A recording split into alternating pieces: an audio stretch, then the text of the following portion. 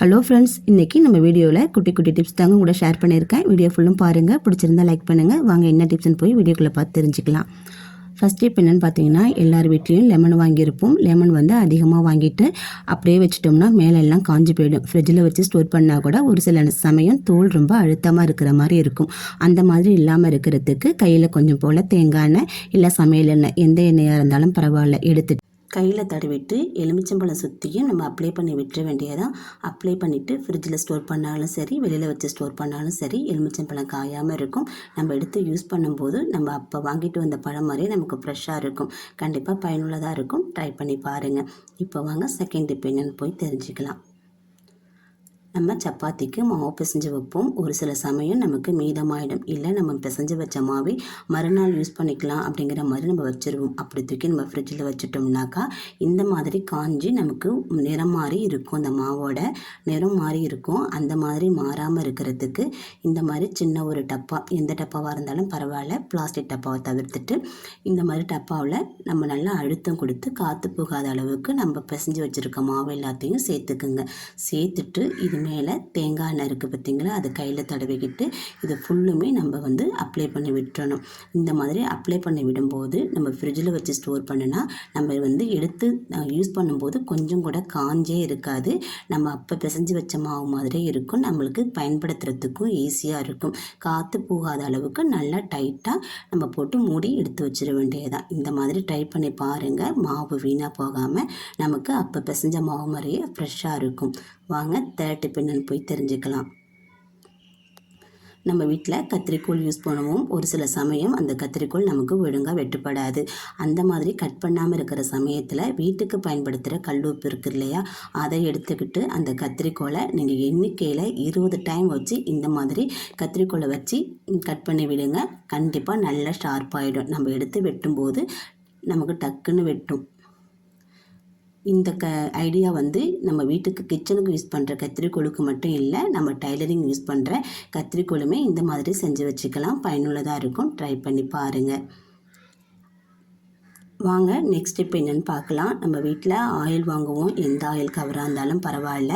அந்த ஆயில் கவரை நம்ம எண்ணெயை ஊற்றிட்டு தூக்கி போடாமல் இந்த மாதிரி கட் பண்ணி வச்சுக்கோங்க. கட் பண்ணிவிட்டு நம்ம வீட்டுக்கு காய்கறி வெட்டுவோம் இல்லையா, கத்தி, அந்த கத்தி ஒரு சில சமயத்தில் துருப்பிடிச்சிருக்கும். அந்த மாதிரி பிடிக்காமல் இருக்கிறதுக்கு ஆயில் கவருக்குள்ளே விட்டு நம்ம இந்த மாதிரி தீத்தி வச்சுக்கிட்டோம்னாக்கா அந்த கவரில் உள்ள எண்ணெய் பூரா அந்த கத்திலே அப்ளை ஆகிடும். நமக்கு துருவும் பிடிக்காது. நம்ம தனியாக எண்ணெயெல்லாம் இதில் வச்சு நம்ம அப்ளை பண்ண வேண்டிய அவசியம் கிடையாது. இந்த கவரை அப்படியே தூக்கி போட்டுறாமல் இன்னும் கொஞ்சம் போல் கட்டிங் கொடுத்துருவோம். இந்த பக்கமும் வெட்டி எடுத்துட்டா இந்த மாதிரி தான் கிடைக்கும் நமக்கு. இந்த கவரை என்ன பண்ணலான்னு பார்த்தீங்கன்னாக்கா, நம்ம வீட்டில் இருக்கிற ஜன்னலில் நம்ம இந்த எண்ணெயை அப்ளை பண்ணி விட்டுடலாம். நான் கிச்சனில் இருக்கிற ஜன்னலில் நான் அப்ளை பண்ணி காமிக்கிறேன். அப்ளை பண்ணி வைக்கும்போது நம்ம தண்ணி தொட்டு தொடச்சிட்டு நம்ம இந்த மாதிரி அப்ளை பண்ணி விட்டுட்டோம்னாக்கா துரு பிடிக்காது. நமக்கு எப்பயுமே பளிச்சுன்னு இருக்கும். அது மட்டும் இல்லை, வீட்டில் இருக்கிற தாழ்பாலில் கூட இந்த மாதிரி நம்ம தடவி வச்சுக்கலாம். இதுக்குன்னு தனியாக நம்ம எண்ணெய் பயன்படுத்த வேண்டிய அவசியம் இருக்காது.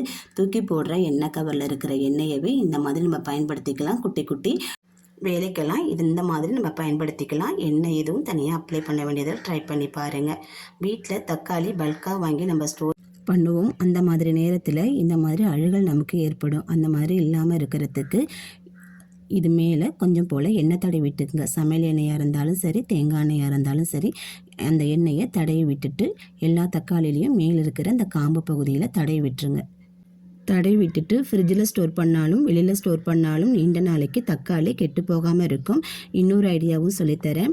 நம்ம வீட்டில் வேஸ்ட்டாக போன நியூஸ் பேப்பர் இருக்கு இல்லையா, அந்த நியூஸ் பேப்பரை எடுத்து இந்த தக்காளியை ஒன்று ஒன்றா அதில் வச்சு நம்ம சுருட்டி எடுத்துக்கலாம். சுருட்டி எடுத்து ஃப்ரிட்ஜில் வச்சு ஸ்டோர் பண்ணோம்னா கண்டிப்பாக தக்காளி நமக்கு வீணாக போகாது. நீண்ட நாளைக்கு நமக்கு அப்படியே கெடாமல் இருக்கும். ட்ரை பண்ணி பாருங்கள். இப்படியே ஃப்ரிட்ஜில் வச்சு ஸ்டோர் பண்ணுங்கள். வெளியில் வச்சு ஸ்டோர் பண்ணுறதுக்கு ஒரு சின்ன டவல் எடுத்துக்குங்க. அதை நம்ம தண்ணியில் நனைச்சிட்டு ஈரம் இல்லாமல் நல்லா புழிஞ்செடுத்துக்கணும். தண்ணி வடியக்கூடாது. அதை இந்த மாதிரி மேலே போட்டு நம்ம மூடி வச்சிட்டோம்னா ஒரு வாரம் பக்கம் கூட வெளியில் வச்ச தக்காளியை நம்ம ஸ்டோர் பண்ணிக்கலாம். ஃப்ரிட்ஜில் வைக்க வேண்டிய அவசியம் இருக்காது. நமக்கு அப்படியே தக்காளி இப்போ வாங்கின மாதிரியே புதுசாக இருக்கும். கண்டிப்பாக ட்ரை பண்ணி பாருங்கள். நெக்ஸ்ட் இப்போ என்னென்னு பார்த்தீங்கன்னா, நம்ம வீட்டில் பச்சை மிளகாய் வாங்கிட்டு வருவோம். வாங்கிட்டு வந்துட்டால் இந்த மாதிரி பழுத்துரும், இல்லை காஞ்சி போயிடும். அந்த மாதிரி காஞ்சி போகாமல் இருக்கிறதுக்கு அந்த அடியில் உள்ள மிளகாய் காம்பு எல்லாத்தையுமே நம்ம கிள்ளி எடுத்துடணும். கிள்ளி எடுத்துட்டு நம்ம ஃப்ரிட்ஜில் வச்சு ஸ்டோர் பண்ணோம்னா அது நிறம் மாறாமல் அப்படியே இருக்கும். நம்ம வெளியில் வெங்காய கூடையில் வச்சு நம்ம ஸ்டோர் பண்ணோம்னாக்கா நமக்கு மிளகாய் பழுத்து வராது. இன்னொரு ஐடியா என்னென்னு பார்த்தீங்கன்னா, நமக்கு பயன்படுத்துகிறப்பெல்லாம் நம்ம காம்பு கிள்ள வேண்டிய அவசியம் இருக்காது, வேலையும் மிச்சம். ட்ரை பண்ணி பாருங்கள். நெக்ஸ்ட் இப்போ என்னென்னு பார்த்தீங்கன்னா, நம்ம வீட்டில் மாவு இல்லை நம்மளுக்கு ஏதாச்சும் தீனி பண்டம் வாங்கிட்டு வந்துட்டு மீதம் பட்டுரும். அந்த பொருள் நம்ம அப்படியே வச்சுருவோம், அதில் காற்று பூந்துடும். அது மட்டும் இல்லாமல் எறும்பும் ஏறிடும். அந்த மாதிரி பிரச்சனை இல்லாமல் இருக்கிறதுக்கு நான் மடிக்கிறது போல் இந்த பக்கமும் அந்த பக்கமும் முக்கோண ஷேப்பில் மடிச்சுட்டு அதை பின்னாடி பக்கம் திருப்பி இந்த மாதிரி சின்ன சின்னதாக நமக்கு சுருட்டிக்கிட்டே வாங்க. சுருட்டிட்டு திருப்பியும் முன்பக்கம் எடுத்துகிட்டு நம்ம சுருட்டிக்கிட்டு வந்த 2 முனைகளையும் எடுத்து விட்டுருங்க. விட்டுட்டிங்கன்னா கொஞ்சம் கூட நமக்கு மாவு கீழே கொட்டாது, நமக்கு அதை பிரிஞ்சும் வராது. இதை ட்ரை பண்ணி பாருங்கள். நெக்ஸ்ட் இப்போ என்னென்னு பார்த்தீங்கன்னாக்கா, அடுப்பு பற்ற வச்சு கத்தியை ஒரு 10 செகண்ட் அந்த அளவுக்கு மட்டும் சூடுபடுத்திக்கோங்க. ரொம்ப சூடுபடுத்திட்டிங்கனாக்கா இந்த டிப்ஸுக்கு ஒத்து வராது. நம்ம 10 செகண்ட் மட்டும் சூடுபடுத்திட்டு இந்த மாதிரி வச்சு எடுத்துருங்க.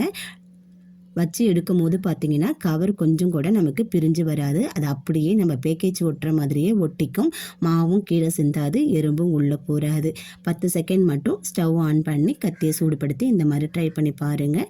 கண்டிப்பாக ஒர்க் அவுட் ஆகும். வீடியோவில் உள்ள டிப்ஸ் எல்லாம் உங்களுக்கு பயனுள்ளதாக இருக்குன்னு நம்புகிறேன். வீடியோ பிடிச்சிருந்தா லைக் பண்ணுங்கள், சேனலை சப்ஸ்கிரைப் பண்ணுங்கள். தேங்க்யூ.